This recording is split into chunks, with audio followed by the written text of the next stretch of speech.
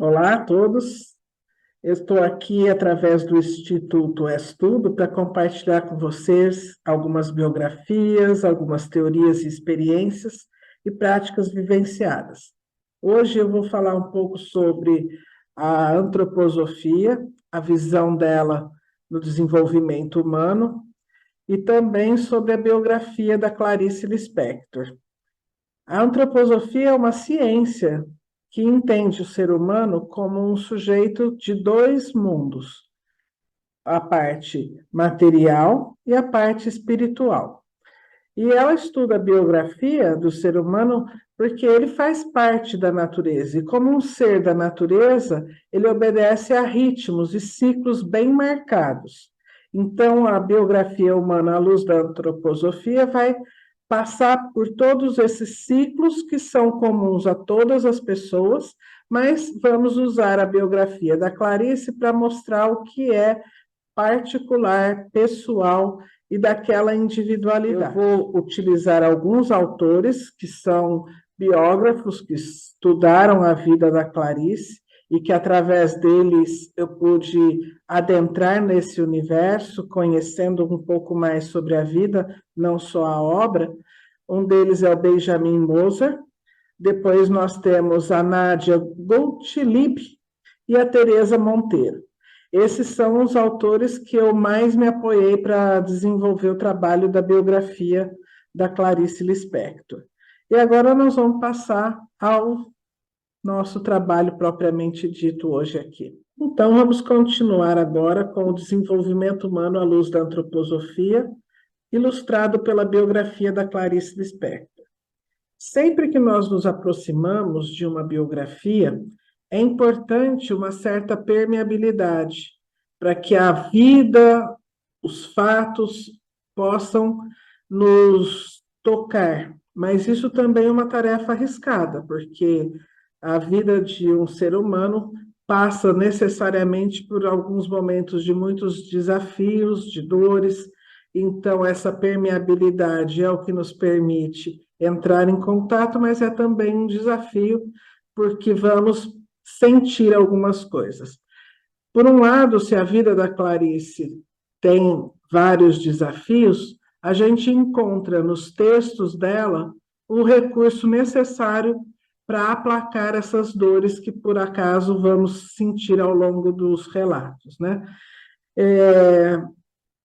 A vida da Clarice pode ser vista como, em alguns momentos, tendo alguns mistérios. E todos os mistérios, todos os autores, biógrafos dela, concordam em falar que é sobre o nascimento e esse início da vida.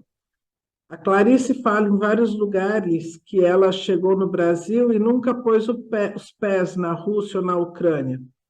Só que essa conta matemática não fecha, já que ela chega no Brasil em 1922 e o seu nascimento é em dezembro de 1920.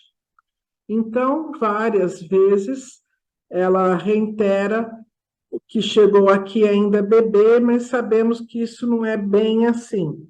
E o que vai compondo uma possibilidade de explicação para esse fato é que, na época, em 1920, na Ucrânia, estava tendo uma guerra civil com uma violência só comparada à época do Holocausto.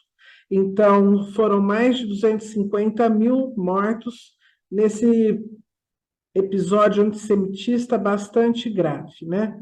Então, as raízes da Clarice vêm desses momentos de guerra, né, bastante brutal.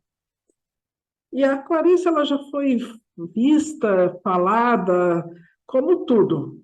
Nativa e estrangeira, bruxa e santa, judia e cristã, homem e lésbica, criança e adulto, animal e pessoa, mulher e dona de casa. E ela responde a tudo isso como eu sou, vós mesmos. Então, a gente pode entender que nessa época, com toda aquela guerra e muito tarde, já bem adulta, perto da época dela falecer, ela confessa a uma amiga que a sua mãe foi vítima de um bando de soldados e foi violentada. Deles, ela contraiu a sífilis, que naquela época não havia tratamento, porque a penicilina só foi aparecer 20 anos depois, né? Então, ela teve uma sífilis que atingiu o sistema nervoso central e passou por uma série de perdas motoras e fala e várias coisas, e a Clarice passou o início da vida assistindo a essa doença da mãe, que acabou tendo um final quando ela já tinha 9 anos. A mãe veio a falecer aqui no Brasil.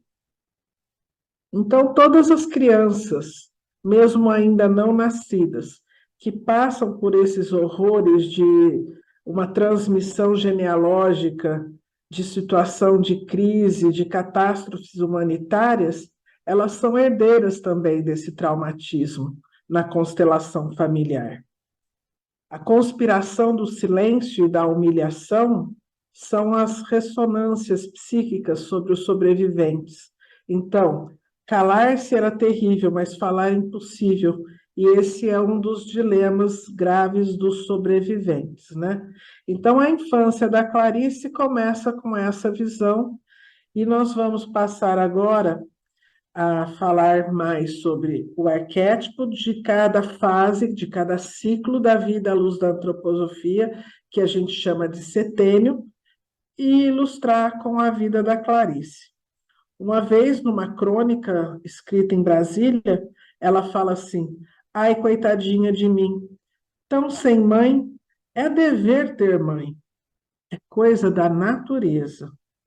Eu escrevo como se fosse para salvar a vida de alguém, provavelmente a minha vida. Através da antroposofia, a gente pode entender que a vida humana é vista como uma sequência de nascimentos e metamorfoses, com capacidades surgindo a cada fase. Com isso, nós vamos habitar vários corpos: o corpo de um bebê, de uma criança, um adolescente, jovem adulto, adulto, maduro, até chegar no ancião. Então, esse desenvolvimento vai acontecer em ciclos de 7 anos. E acontecem coisas semelhantes em para cada um de nós, né? Do 0 ao 7, todos nós vamos ser gerados, nascer, passar pelo aprendizado do andar, do falar, do pensar.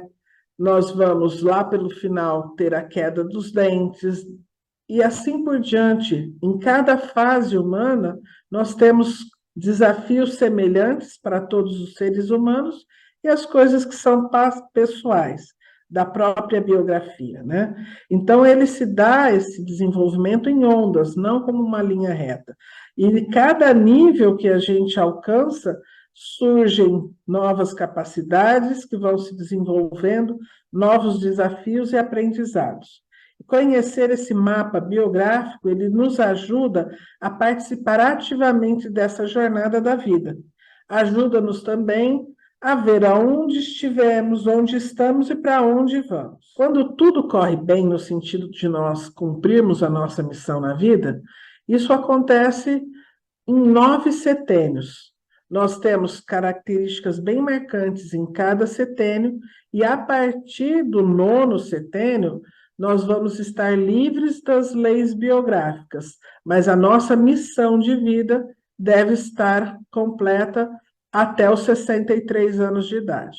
Então, é como se do 0 até os 21 anos, nós vamos completando a maturidade corporal, dos 21 aos 42, a maturidade emocional, e dos 42 aos 63, a maturidade espiritual.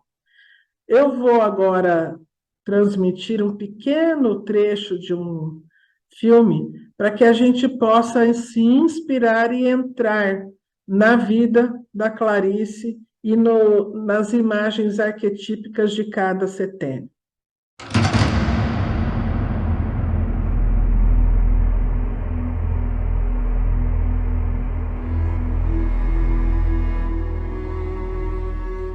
Tenho certeza de que no berço, a minha primeira vontade foi a de pertencer. Por motivos que aqui não importam, eu de algum modo devia estar sentindo que não pertencia a nada nem a ninguém. Nasci de graça. Quase consigo me visualizar no berço, quase consigo reproduzir em mim a vaga e, no entanto, premente sensação de precisar pertencer. Por motivos que nem minha mãe nem meu pai podiam controlar, eu nasci e fiquei apenas nascida.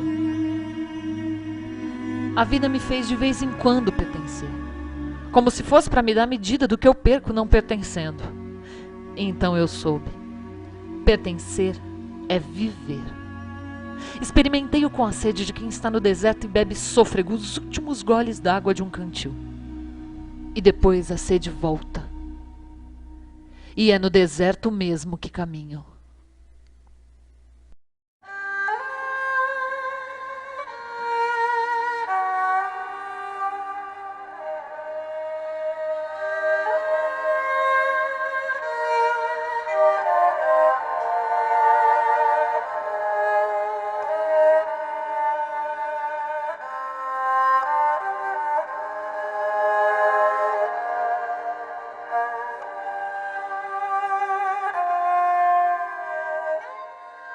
Crônica, ela foi escrita no dia, publicada do dia 15 de junho de 1968. Nós temos esse livro da Clarice, né, que chama Aprendendo a Viver, que ela está aqui, ou vocês também podem encontrar a crônica na íntegra na internet. Chama Pertencer. Alguns biógrafos, eles não confirmam essa questão da mãe da Clarice ter sido violentada.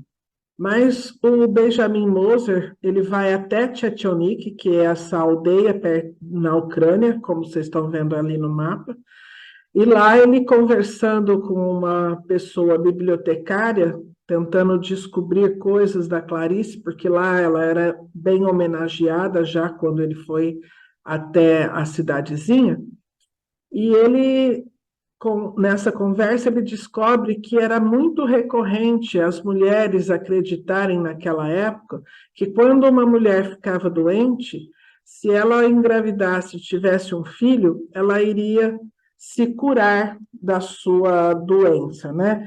Então, a Clarice, ela fala nessa mesma crônica que ela foi feita com amor e é como se ela tivesse falhado, porque nas trincheiras da guerra, ela tivesse sido uma desertora por não ter salvado a minha mãe. Eu vou ler um pedacinho só para vocês entenderem. Minha mãe já estava doente, e por uma superstição bastante espalhada, acreditava-se que ter um filho curava uma mulher de uma doença. Então fui deliberadamente criada com amor e esperança. Só que não curei minha mãe, e sinto até hoje essa carga de culpa. Fizeram-me para uma missão determinada e eu falhei, como se contassem comigo nas trincheiras de uma guerra e eu tivesse desertado. Sei que meus pais me perdoaram eu ter nascido em vão e tê-los traído na grande esperança, mas eu não me perdoo. Queria que simplesmente eu tivesse feito um milagre, eu nascer e curar a minha mãe. Então, aí está a imagem, né, da Mânia, ou Marieta aqui no Brasil, as três irmãs de Clarice, a Tânia, a Elisa e a pequenininha é a Clarice, e o Pedro, que antes era Pierracos, depois, quando chegou no Brasil, Pedro. Então, pela antroposofia, nós vamos ver que do 0 aos 7 anos é muito importante que a gente entre no mundo sentindo que o mundo é bom. Isso significa que eu tenho um ninho, um aconchego, um colo. Nascer, ser sustentado, para depois, ao longo do tempo, sustentar-se. Nesse primeiro setênio, nós vamos aprender a andar, falar, pensar. por volta dos 3 anos, vamos ter consciência do eu e eu começo a me chamar de eu, né? E antes disso não acontece. Então, na vida de Clarice, o que nós estamos vendo é que ela nasce em Tchetchenik, na cidade do país lá na Ucrânia, em 1920. E ela chamava Aya Lispector. Quando chegou aqui, Aya se transformou em Clarice. 1921 é aquilo que eu disse, os mistérios da vida de Clarice. E em 22 ela chega, dia 17 de março, lá em Maceió. E chegando no Brasil, eles mudam de nome e o pai de Clarice vai trabalhar como mascate com o seu cunhado José Rabin. Em 23, Maceió tinha só 40 mil habitantes. Quase a totalidade era rurícola e trabalhavam com cultivo de açúcar e algodão. Pedro, quando Clarice tinha 4 anos, colocou as filhas no piano. E Clarice foi, aos 4 anos, também para o jardim de infância, e já se mostrava analítica e crítica, imitava em casa as atitudes dos professores. Em 25, a família se muda para Recife em busca de melhores condições de vida e de trabalho. E Clarice sempre se identificou com o Recife. Ela fala: criei-me no Recife. Minhas crendices foram aprendidas em Pernambuco. As comidas de que mais gosto são de lá. Em 26, ela aprende a ler e a escrever e já fabulava. Dava nome a todos os azulejos e aos seus lápis e canetas. E sempre lembrando que esse cenário tinha como pano de fundo a mãe adoentada e perdendo várias faculdades ao longo desses anos de doença, né? Então, se nós vamos pensar nesse arquétipo do mundo é bom, nós vamos ver o desenraizamento do seu país de origem, o desenraizamento dos familiares que lá ficaram. Quando chega aqui em Maceió e as frustrações do pai com o trabalho, outro desenraizamento e ela vai para Recife. Então, a mãe, naquele estado adoentado, o que a gente entende, né, que vai compondo uma condição de mundo bom para Clarice, é esse amor do pai, das irmãs e com certeza da mãe, mas essa capacidade dela de fabular desde tão pequena. No piano, ela também é colocada e vai começando a desenvolver alguns dons artísticos. Aqui está a Clarice com 5 anos, e nós vamos passar para o segundo setênio, que é dos 7 aos 14. Aqui é importante que o mundo é belo. E quando eu falo belo, eu estou falando exatamente da condição da estética mesmo. Belas músicas, belas imagens, um belo pôr do sol, essa beleza que nós vamos nos nutrindo nessa fase dos 7 aos 14, é o que vai nos permitir ser sensíveis ao mundo e às condições que a gente encontra no mundo. Por exemplo,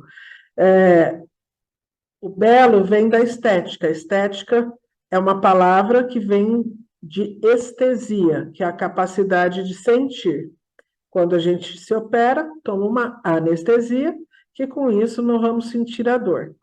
E essa capacidade de sentir ao longo da vida, de sentir a beleza, vai se transformando em ética. E nós, quando então olhamos para o mundo e encontramos, por exemplo, corrupção e coisas desse tipo, a gente geralmente tampa os olhos e fala: meu Deus, que coisa feia que estão fazendo.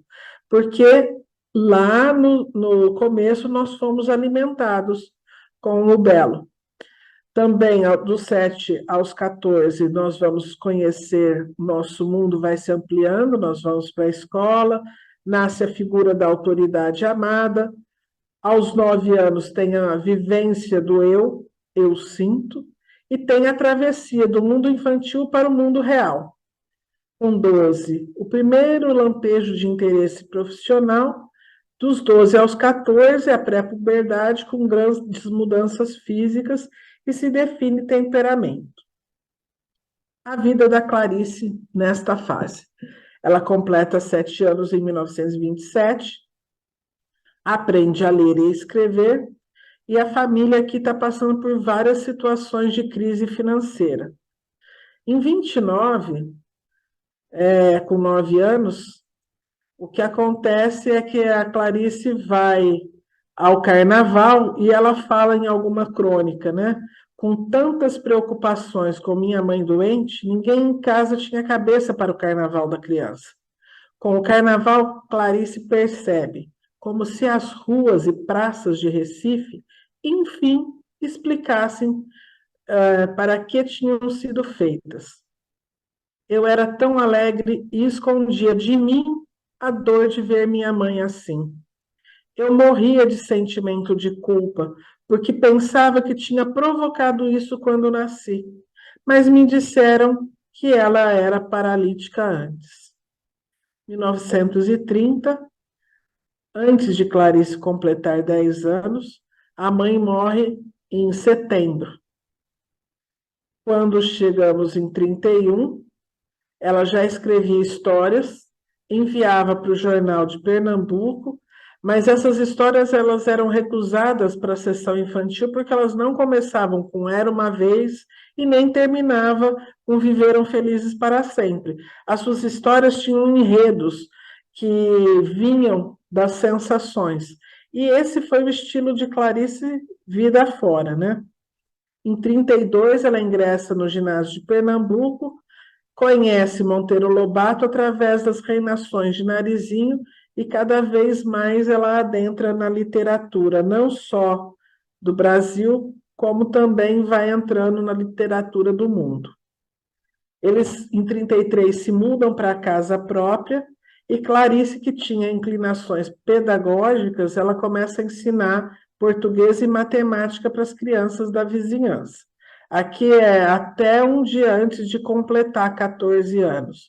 Então, com A Vida é Bela, o que a gente vai percebendo é que algumas manifestações lá de Pernambuco, carnaval, essa alegria, essa beleza, né, de tanto artesanato, tanta criatividade para o carnaval e também toda a literatura é que vai trazendo essa experiência do belo para Clarice. E aí passamos para o setênio terceiro, que é dos 14 aos 21 anos. Aqui o importante é o mundo ser verdadeiro, porque nasce em nós um senso crítico, e vamos criticando aqueles que estão perto de nós, os pais e assim por diante. Cresce uma identificação com quem está longe, e aí vão nascendo as ideologias. Com 18 anos e meio, é a primeira crise de vocação, o que é que eu vou ser quando crescer, né? E agora que eu cresci? E aos 21 anos chega a maioridade. Na vida de Clarice, quando ela está aqui no terceiro setênio, com 14 anos, o grande evento dessa adolescência de Clarice foi realmente a descoberta da literatura. E ela fala assim: quando eu aprendi a ler e a escrever, eu devorava os livros. Eu pensava que livro é como árvore, é como bicho, coisa que nasce. Não descobria que era um autor. Lá pelas tantas, eu descobri que era um autor. E aí eu disse: eu também quero. Em dezembro, o pai decide mudar-se para o Rio de Janeiro. Clarice já estava com 14 anos quando se muda para o Rio. Eles chegam com a intenção de aumentar a renda familiar, mas o pai não teve maior êxito do que tinha em Recife. Trabalhou como representante comercial. Em 36, com 16, ela termina o ginásio e continua alugando livros na biblioteca do bairro. Elisa, que é a irmã do meio, foi contratada para o ministério, onde passou toda a sua vida profissional até a aposentadoria.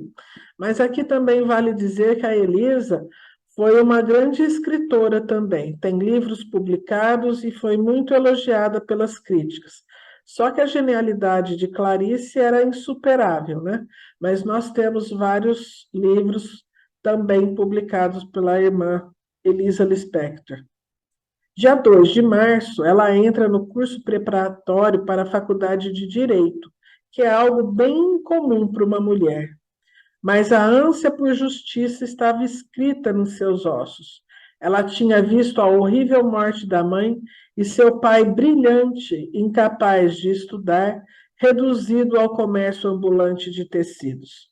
Cresceu pobre, mas com consciência que estavam melhores do que muitos da sua terra. Tânia também, a irmã mais velha, arruma emprego público. Em 39 de fevereiro, ela faz o vestibular, alcançando o primeiro lugar do curso preparatório e quarto lugar entre os 300 candidatos do país para dar início à faculdade de Direito. Quando Clarice tinha 20 anos, 1940, seu pai adoece, faz uma cirurgia de vesícula e 3 dias após a cirurgia, ele vem a falecer com 55 anos. Nessa época, ela também publica alguns contos e ganha um cargo como redatora e repórter da Agência Nacional e inicia a carreira dela como jornalista. Ela é apaixonada por Lúcio Cardoso, que também é um escritor, mas como ele era homossexual, ele não pôde corresponder ao seu amor. E eles foram amigos a vida toda. E aqui a gente passa para o quarto setênio, dos 21 aos 28 anos.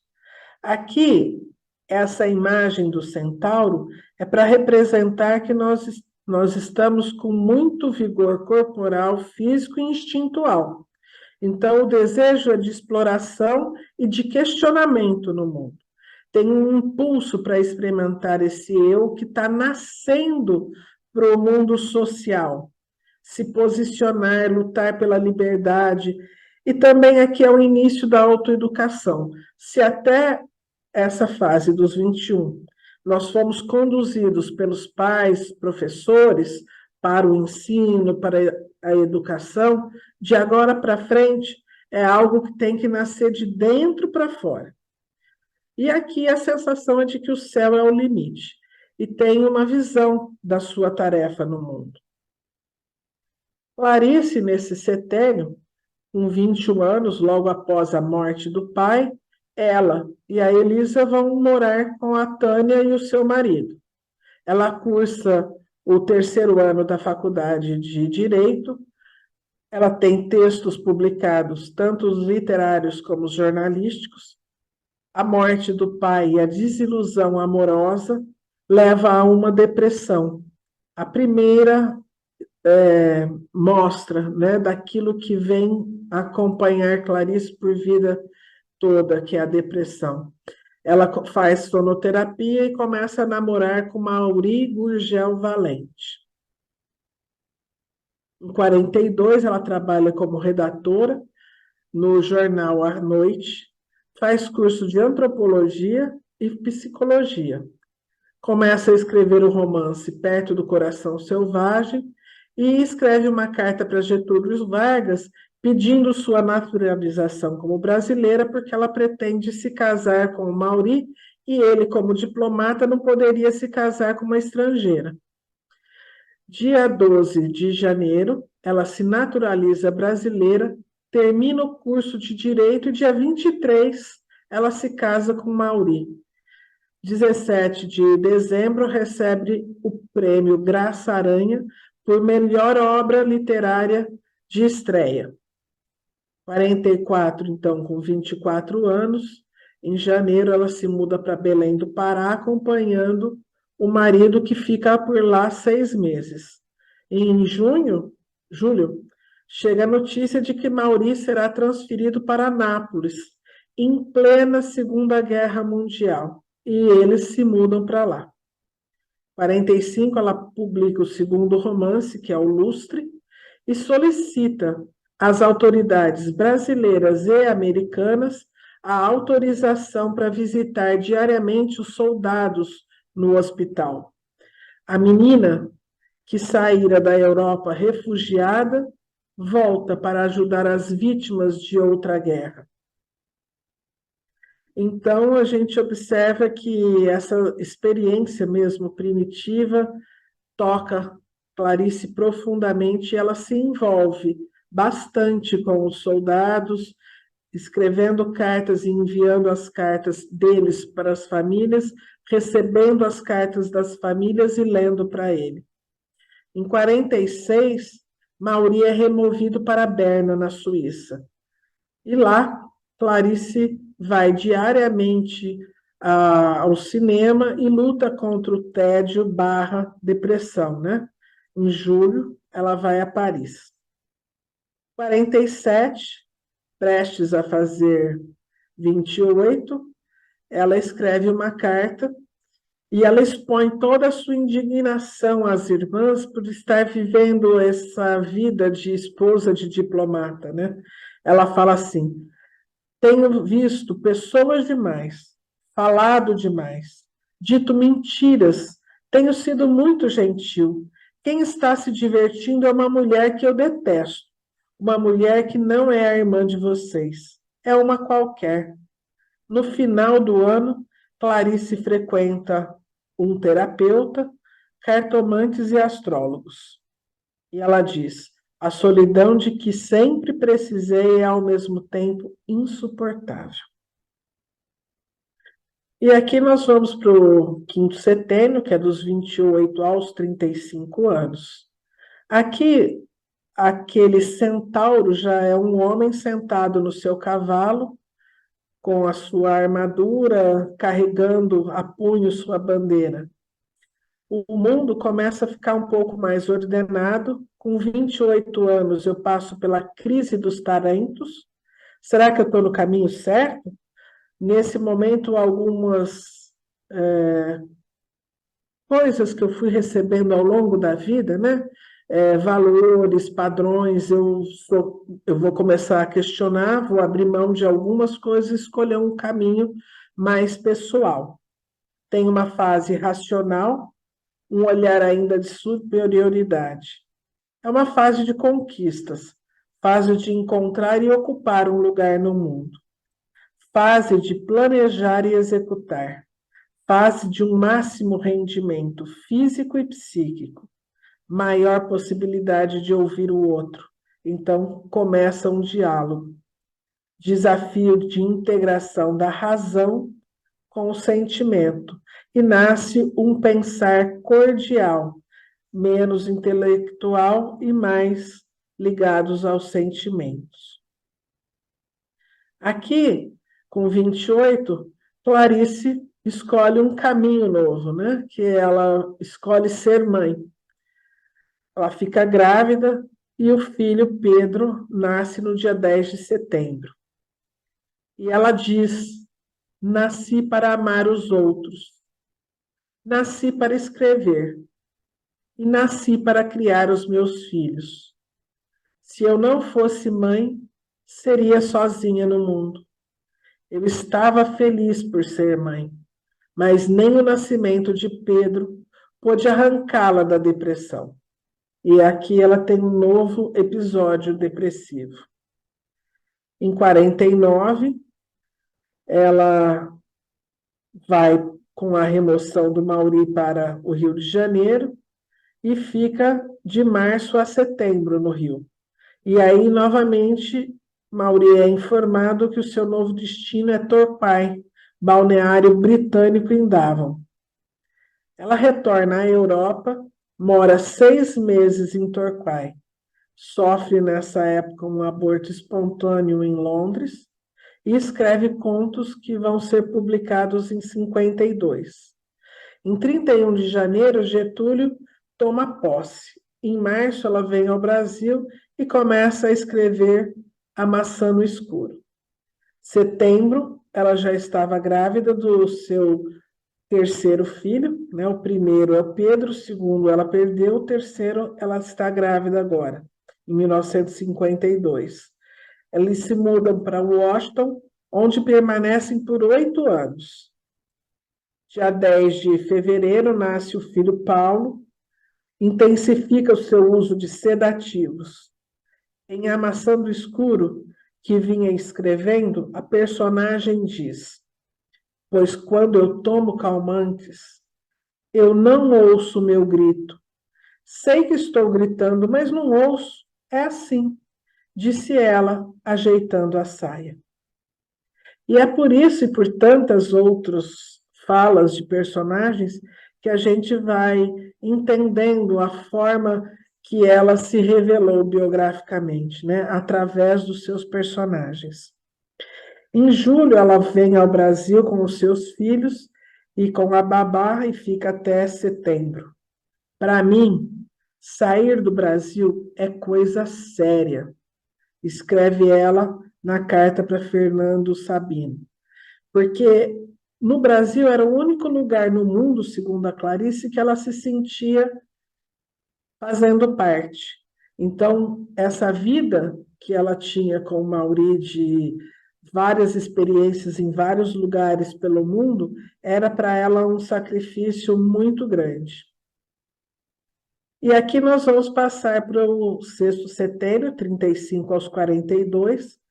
O mundo tem limites. E eu começo a olhar os potenciais e para os limites. Então, tem a crise da autenticidade, que é uma crise existencial aos 42, mas a gente vai entrando aos poucos nessa crise até chegar no ponto alto, que é aos 42 anos. Ser eu mesmo versus corresponder aos papéis. Ter ou ser. 37 anos a gente tem o nó lunar, novas possibilidades, mudanças e avanços. E aqui no nó lunar eu questiono um pouco mais a minha vida profissional. Eu vou criando condições para propósitos mais claros e vislumbro o meu caminho espiritual.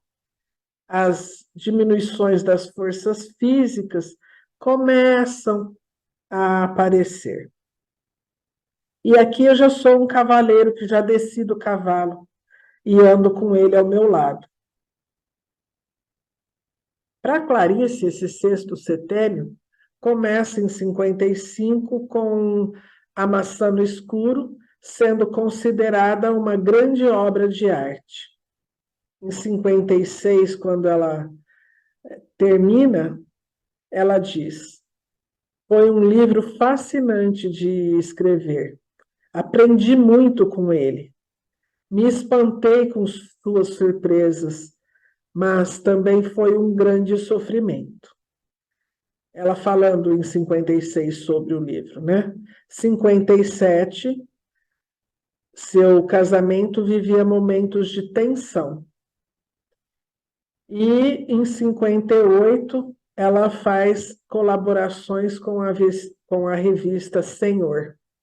59, com 39 anos, portanto, ela se separa do Mauri, regressa ao Brasil com os filhos e compra um apartamento no Leme. Sobre o fim do casamento, havia a dor de 15 anos de exílio, que era insuportável. Clarice disse: eu vivia mentalmente no Brasil. Eu vivia emprestada, simplesmente porque gosto de viver no Brasil.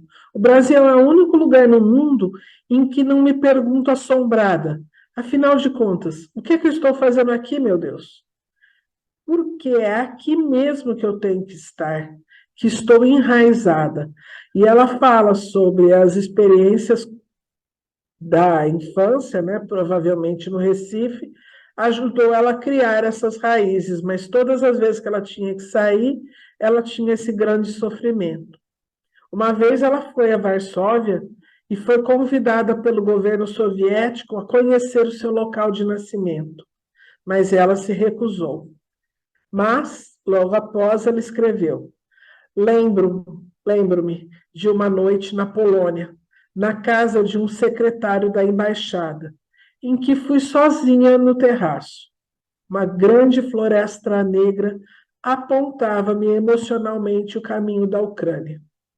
Senti o apelo. A Rússia me tinha também. Em 61, ela recebe o prêmio Jabuti por Laços de Família. Então, a gente vê que essa crise da autenticidade pega a Clarice e faz com que ela tome decisões importantes, porque ela não suportava mais essa vida de esposa de diplomata, e ela volta para o Brasil, que é o lugar onde ela se sentia melhor. E aí passamos para o próximo setênio, dos 42 aos 49, e é um setênio mais de reflexão, por isso a imagem do pensador de Rodin. Tem uma nova fase de experimentação, né? A possibilidade de uma visão mais global, mais panorâmica da vida. Nós estamos no confronto da coragem e da acomodação. É um período muito difícil da biografia, porque não terminou uma fase e também nós não estamos na seguinte. Essa fase é meio intermediária entre a fase da construção e a fase da consolidação e do que eu ainda tenho para distribuir no mundo. São percepções evidentes da perda, né? Vai começando a perder a acuidade visual, auditiva, gustativa. Então, a gente vai perdendo a capacidade reprodutora em períodos diferentes. Primeiro a mulher, mais para frente um pouco o homem. E também tem esse declínio físico. Mas o psíquico tem uma maior resistência, mas nesse setênio ainda isso não é visível. Então é um setênio bem desafiador. Para Clarice, que começa em 1962, ela teve seu último caso amoroso com o poeta e jornalista Paulo Mendes Campos. Ele era casado e quando a esposa descobre, né, ameaça de ir embora com os filhos para a Inglaterra e ele termina o romance com a Clarice. E ela escreve também: às vezes, no amor ilícito, está toda a pureza do corpo e alma não abençoada por um padre, mas abençoado pelo próprio amor. Em 63, já com 43, né? Em agosto, ela faz uma conferência nos Estados Unidos falando sobre a literatura de vanguarda no Brasil. Compra um apartamento em construção no Leme e escreve A Paixão segundo o GH.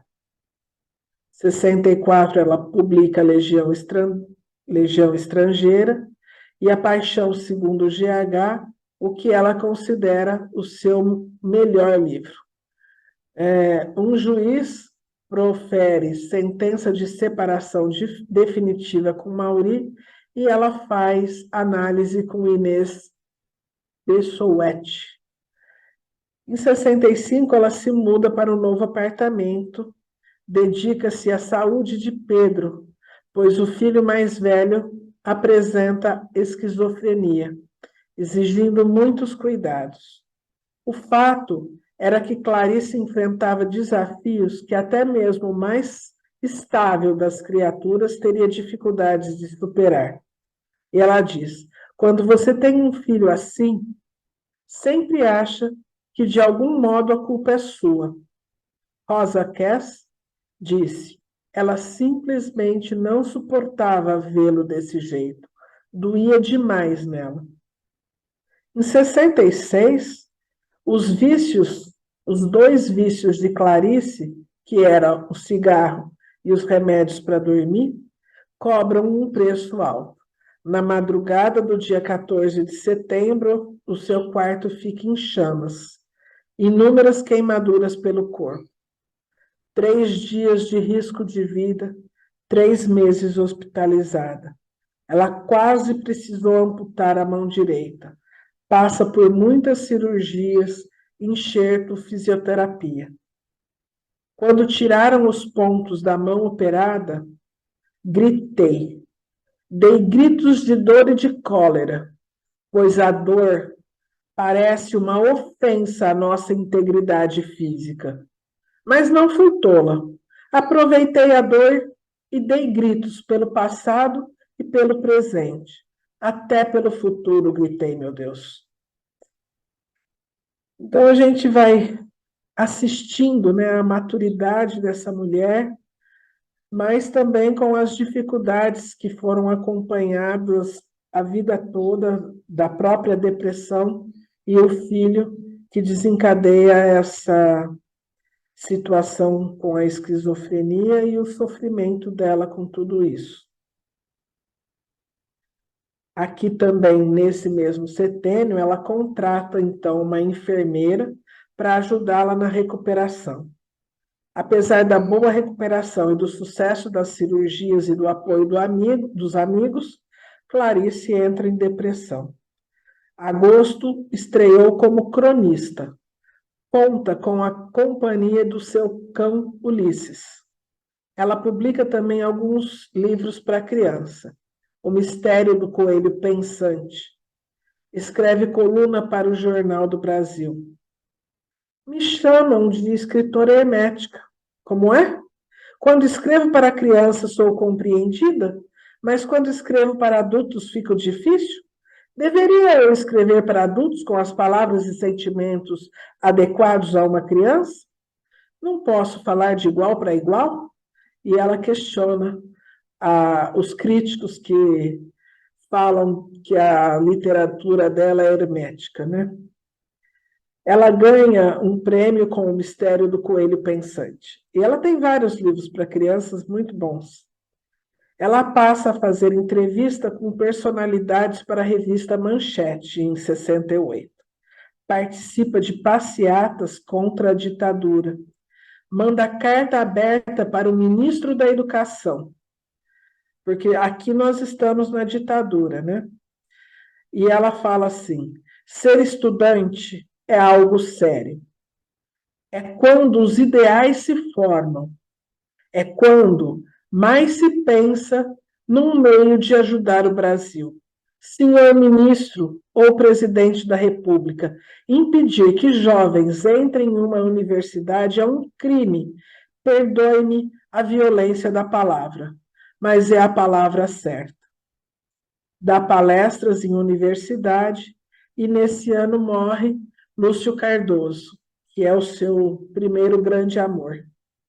E ela começa a fazer uma análise com Jacó Davi Azulay. E ela fica com esse psicanalista por 7 anos. Ela publica A Mulher que Matou os Peixes, outro livro importante para crianças. E aqui a gente vai chegando nesse setênio, que é dos 49 aos 56, que é o setênio do observador. Agora eu tenho uma visão mais ampla, né? Eu vivo de acordo com os meus valores, tenho maior liberdade e intenções. O homem começa a ficar mais sensível, maior introspecção, e a mulher mais assertiva ou agressiva, maior extroversão. A vida nas próprias mãos. É a hora de tomar a vida nas próprias mãos. Energia inteligente, habilidades integradoras. E vamos ver aqui o que acontece com a Clarice.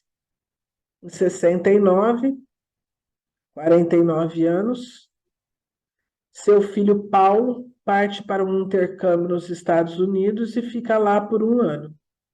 Pedro continuava em tratamento e é internado em um sanatório.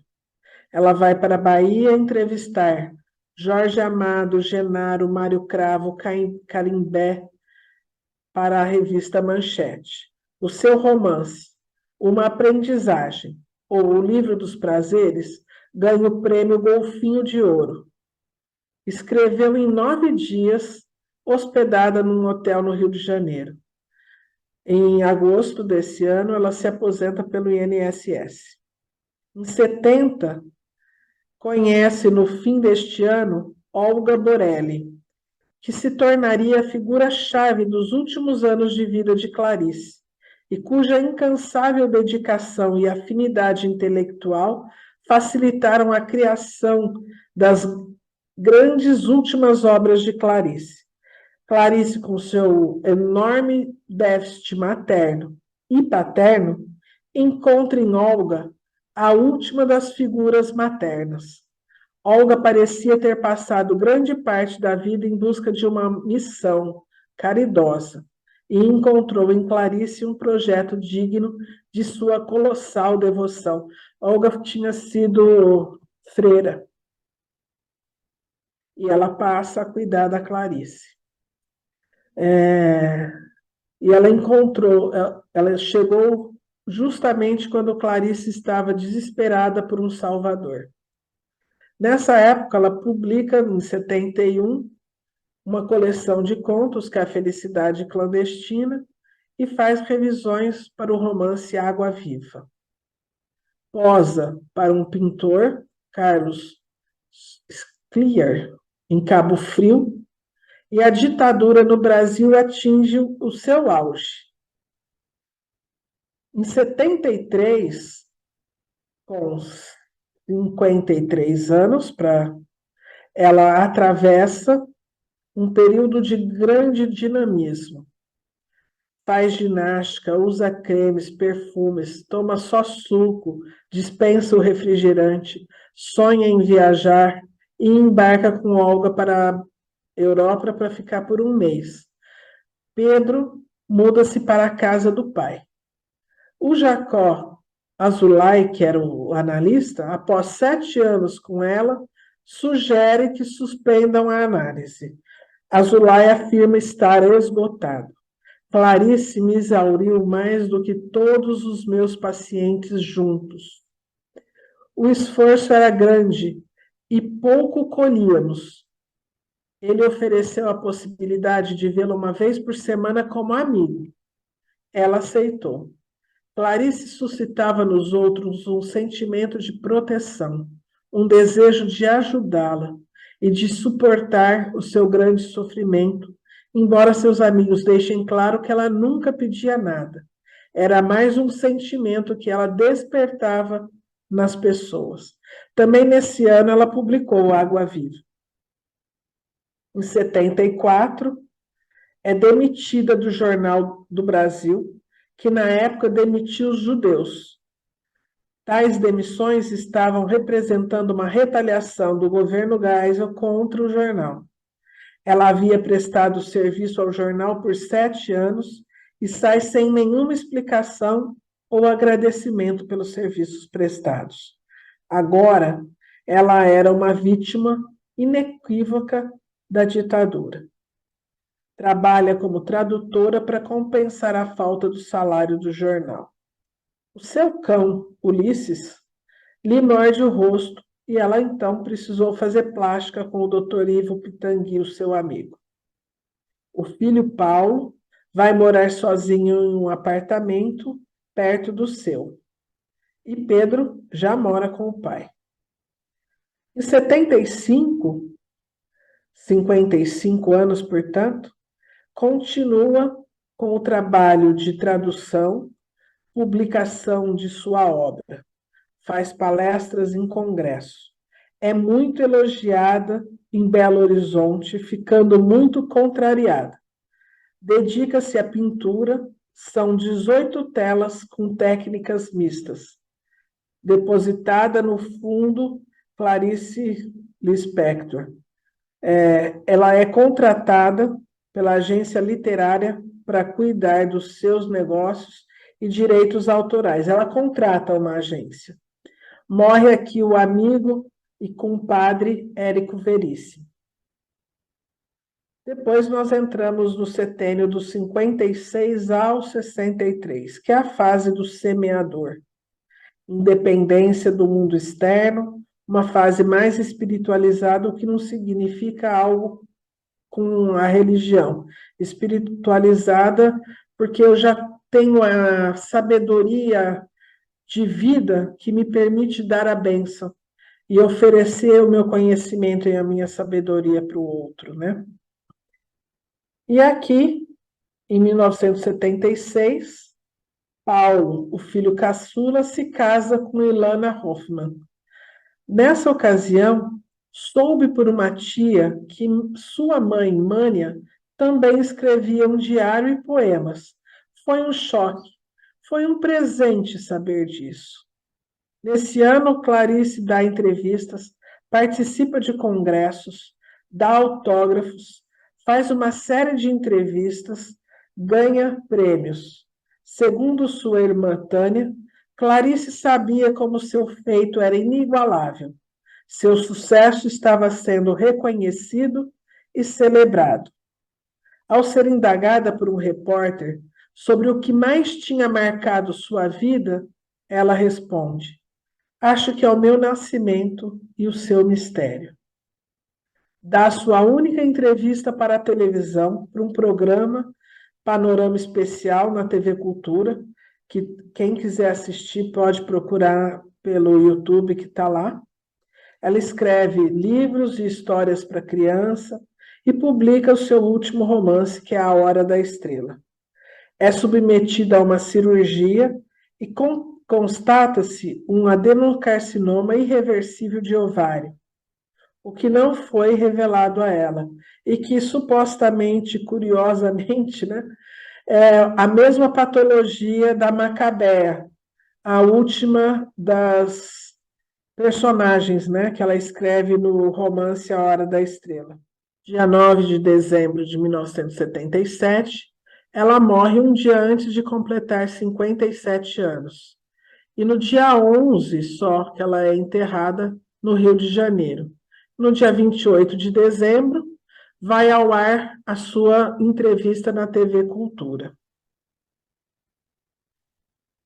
E após os 63 anos em diante, busca da sabedoria, da possibilidade de viver em liberdade, o fechamento dos órgãos dos sentidos e o crescimento da luz interior. Antes de dividir com vocês um último vídeo, eu vou ler uma frase que Clarice falou e que eu acho muito interessante para que a gente possa encerrar com essas palavras que são dela. Espero em Deus não viver do passado, ter sempre o tempo presente, e mesmo que ilusório, ter algo no futuro. Quase que a minha vontade é dizer que assim seja para todos nós. Antes do vídeo, eu vou compartilhar com vocês algumas reflexões que eu fiz após o término da execução da biografia da Clarice. É impossível não se contaminar. Não há como sair ilesa da tarefa de realizar a biografia de Clarice. Uma vez que nos instalamos nos textos dela ou somos cúmplices na percepção de como foi a vida dela, observando como que Clarice se expressa com o corpo todo. Ela é visceral e, portanto, ficamos visceralmente e corporalmente envolvidos, sentimos na pele, nas vísceras, no corpo todo. Quando a experiência inicial na vida satisfaz as necessidades de carinho, ligação e proteção, sentimos que pertencemos à vida, que este é um lugar que seremos vistos, amados, protegidos e reconhecidos. Mas, quando a experiência primordial é condicional, dolorosa ou traumática, sentimos-nos desenraizados, desligados de tudo. Essa ferida ontológica é sentida no corpo, sobrecarrega a alma e é frequentemente projetada sobre o mundo em geral. Toda essa cosmovisão pode derivar de uma leitura fenomenológica, em grande parte inconsciente do mundo. Se, como diz Clarice, nasci de graça, em virtude, como foi dito na crônica Pertencer, de ter frustrado a expectativa dos pais, curar a mãe, pela escrita, ela pôde reparar sua falha. É pela relação com o seu leitor que se dá a sua liberação, sua cura. Chaia tornou-se Clarice. Desamparo tornou-se escrita. Para finalizar a crônica, Em Busca do Outro, vamos passar o filme. Muito obrigada.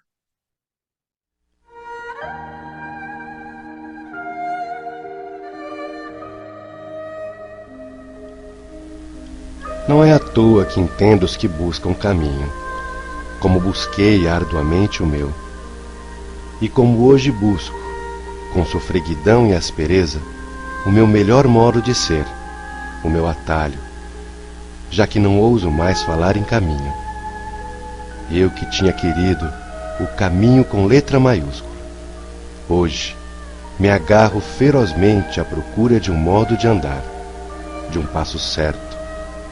Mas o atalho, com sombras refrescantes e reflexo de luz entre as árvores, o atalho, onde eu seja finalmente eu, isso não encontrei. Mas sei de uma coisa: meu caminho não sou eu, é outro, é os outros. Quando eu puder sentir plenamente o outro, estarei salva e pensarei: eis o meu porto de chegada.